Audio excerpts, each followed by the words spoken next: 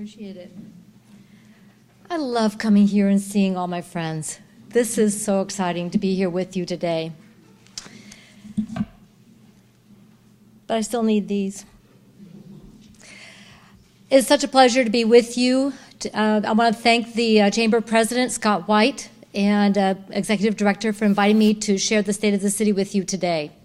I want to acknowledge elected officials in the room, our County Commissioner, Kevin Cameron, our Council President, Marlene Parsons, and City Councilor, Amy Ryan, Transit Board Member, Betty Hart, Fire Board member, Betty Hart, and Transit Board Member, Colleen Bush.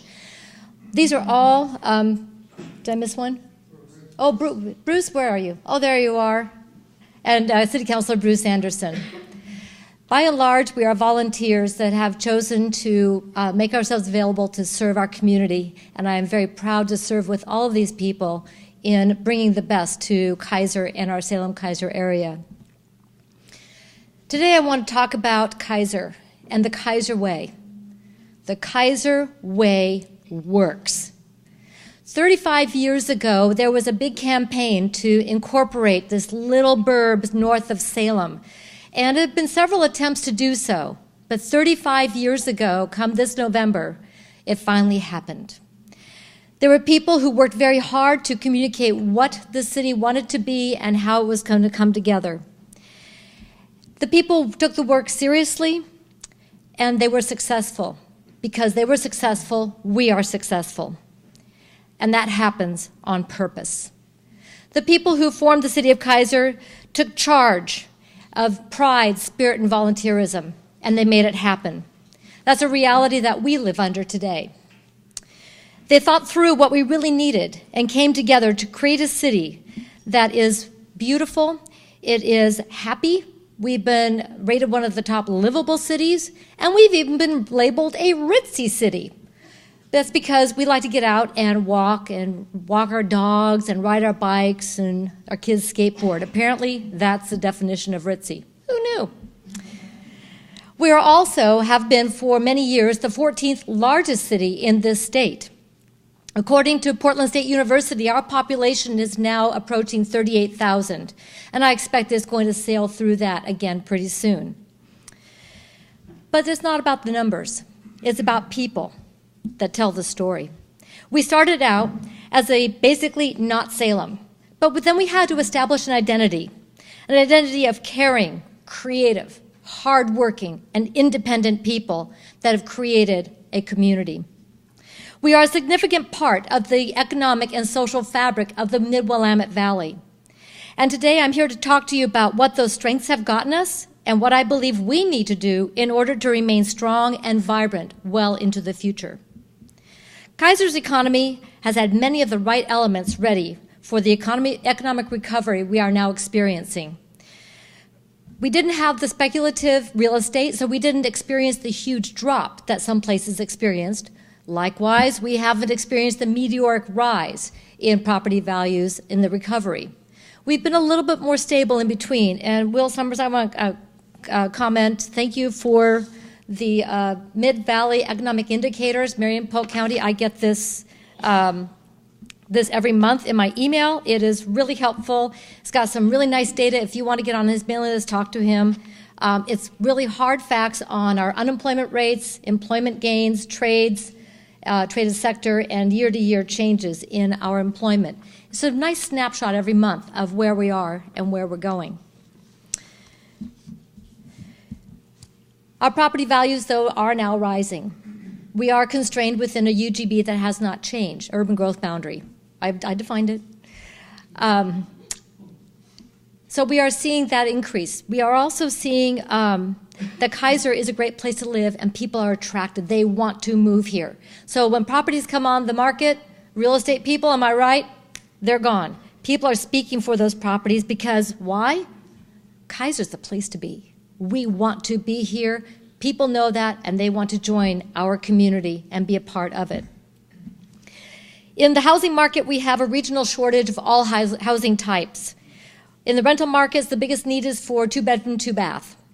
In the home markets, it's the single-family residential, oftentimes with single-floor, single-story, because some of us are getting a little older, And those stairs are not quite as attractive as they were 20 years ago when I was a little more agile. But the home remodeling industry has done very well here because rather than leave and try to establish our families, our lives, and rebuild the social network someplace else, we want to stay here. So home remodelers have been able to be very successful in adapting our living spaces for our future needs, both as we age, as our families grow or shrink, depending on if we're filling the nest or watching them fly away. We have adopted our housing needs to meet our needs, but we don't have enough. Our housing needs analysis shows that even with infill, cottage clusters, and accessory dwelling units that we now allow in Keizer, we still need 214 acres beyond our urban growth boundary to meet projected population needs. The pressure on our housing market is even greater because of the metropolitan areas that are forcing people out of their homes, and they're looking for affordable housing and great communities. And they found it. It's here in Keizer. We also have the I-5 access so they can get to employment. As you move people, their housing and their employment farther apart, you end up with more commuting, more congestion, and more trouble with keeping our roadways functional. But also, we're seeing this affect our community character. We do have an increasing median income as more people are moving here and they have higher wage jobs. We have increased commuter traffic as people live and work separately. We have increased need to connect with the newcomers in our community, and I'm delighted with the new businesses that are now members of the Chamber. This is one of those core places where you're going to connect with the community heritage and values and character and the heart of this community. Volunteerism is also much harder if you're in the car for 2 hours a day, driving someplace and then driving home. Once you've battled through that traffic, are you really going to go back out in the evening and go, okay, I'm going to go to this meeting and learn about this. I'm going to run out here and go someplace else. No, once you hit that front door, I don't know about you, done. They're just done. Get the kids baths, homework. Make sure you've got food for tomorrow and pack those lunches. Oh, talk about, did you get the car oil changed? No, I didn't. Dang it, we got to get that scheduled. Doing life is eating up so much of the time and attention, as it should for our Keizer families. But you throw that commute in, and it's changing the time and energy that they can invest outside of just getting by day to day. In addition, we have a rising homeless problem. And the problem is not the homeless. The problem is the ability to provide services, support, and safe, secure shelter and housing for the people in our community who find themselves in the situation. They are not the problem. People are not the problem. It is the ability to take care of members of our community that are the problem. And I want to make that distinction because we are about people. No matter where you are in your life, we want to connect and serve and care for people in our community. That's what Keizer is. We are community, person to person. The Mid-Willamette Homeless Initiative took a hard look at what we have in terms of the resources here. What are we missing in being able to better serve people who find themselves in a homeless situation? How do we understand who the homeless are even? Are they simply people who are unhoused? Are they kids who are runaway youth? Are they families? Veterans who have returned and are having a difficult time reintegrating? Are they seniors who are on fixed incomes or find themselves without connection to family because of life circumstances that may or may not be beyond their control? We found out that it was all of the above and more. Every single homeless person that we spoke with, people who are on the Homeless Initiative Task Force, people who are on the task force who have been homeless at some point in their lives. They have a different story as well. It's an individual thing, and we need to take time and listen and understand so that we can effectively serve the needs of people in our community. I want to give a shout out to the Union Gospel Mission, who has been consistently providing for hope and restoration for people, meeting people for where they are at. And so many of the faith community members who are here who have reached out and connect to give people hope and a path towards success. And then Habitat. They're building here in Keizer this year. Is that awesome or what?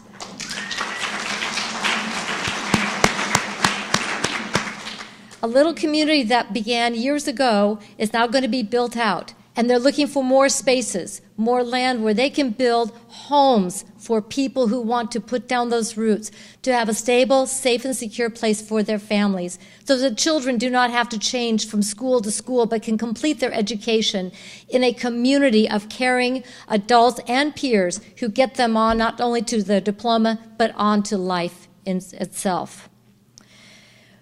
So we have found that there are barriers to safe, supportive, and decent housing, not only in terms of supply, but also the quality and accessibility. We have put together a strategic plan that addresses a number of the needs for people who are homeless in our community. And we are working together with Marion County, City of Salem, folks in Polk County, and beyond to make sure that we can better and more effectively serve people in our community. We're looking for a coordinator that will help implement the plan. Because when you're in the work of doing your part, we need someone who will say, yes, you're doing your part, but how about if I bring a group of folks together that can even leverage more and get more dollars coming here, best practices, and a better understanding of how we can be effective and efficient. That's something Keizer does well. We want to make sure that the dollars we give, the dollars we invest, actually have a return on investment. Thank you, Dick Withnell. He always looks for the ROI. Dollars and cents, and also human capital. How are we setting ourselves up and our community for success? I want to shift gears a little bit now to our business development. Because as you already know, I'm preaching to the choir here. Is Keizer a great place to do business or what? You are here because you have been able to be successful in pursuing your business goals and aspirations and provide quality customer service and products that we can enjoy, and is part of the fabric, again, of what we offer to people in our community. Our population and income has grown, and we've been able to not only support new businesses, but we've seen businesses grow and expand, outgrow the spaces they're in. Keizer Liquor is now has had to move. Point S, which used to be the Keizer Tire Factory, had to move. Why? They had a lot of customers they wanted to serve, and we were able to accommodate that right here in Keizer. Creekside Shopping Center. We're going to see more changes coming. I don't know if anybody has heard, there was a little announcement last October about a grocery store. Anybody hear about that? Yes. Waremart by Winco will be joining the Keizer family. They are in the process of working through the site design because that building is older and it needs significant work. They're not going to do a halfway job. They're going to come in and do it right. The building, the design, the space is going to be ready to serve Keizer. Waremart by Winco is bringing their A game, and that's what we expect of businesses in our community. People like you bring your A game every day. That is the heart of our Keizer business community. River Road, Schoolhouse Square. Anybody seen some construction over there? Woo! There we go. Right by offices, it's in, again, the heart of one of our busiest intersections in Keizer. Schoolhouse Square began its renovations last year. It is filling up. It is no longer going to be an empty space wondering what's going to happen.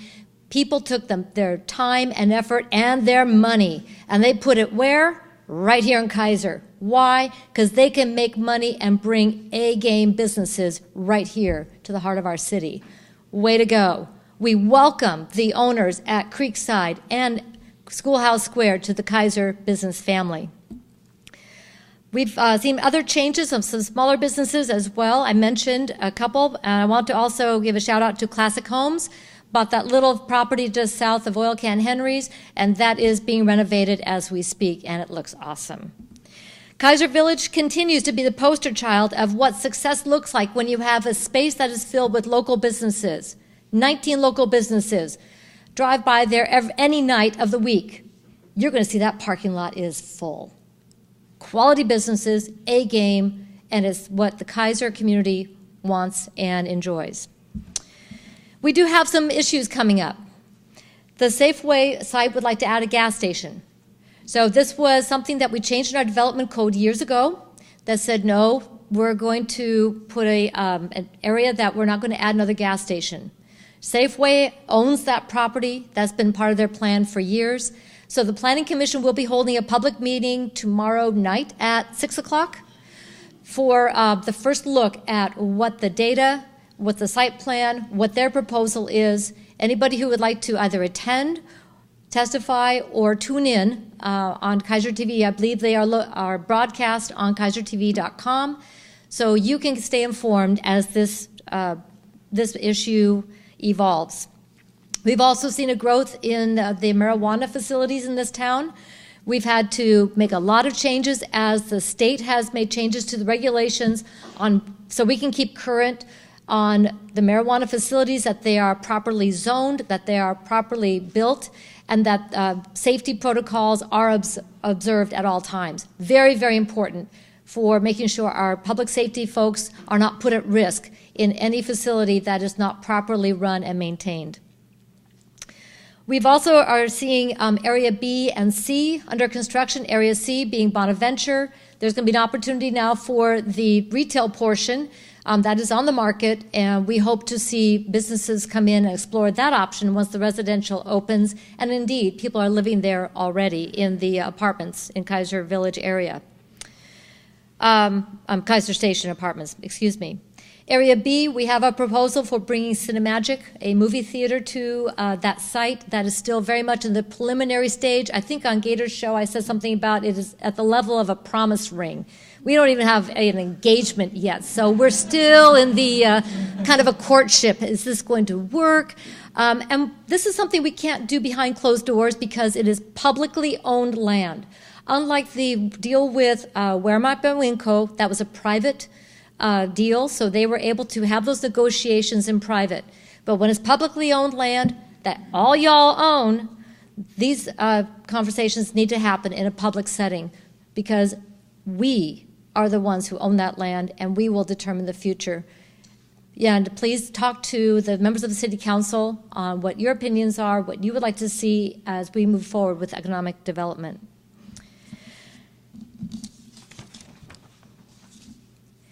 One of the things that we have had in place for a couple of years is an Economic Development Commission.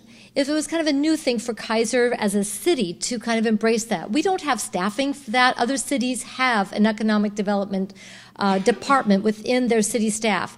We have a staff of less than 100.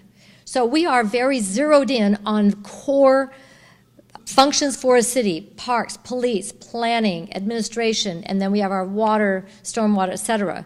So no, we do not have a specific economic development department. So the idea was to start that conversation and see how we could get, using our committee and commission process to get that going. So we've had some interesting meetings. We've had some concepts that we are looking at. And working with Councillor Anderson, we're going to be looking at how do we redefine the commission to be effective partners in looking at publicly owned land. How is that going to be used, and how is it going to generate the opportunities for increased economic development and partnership within our area.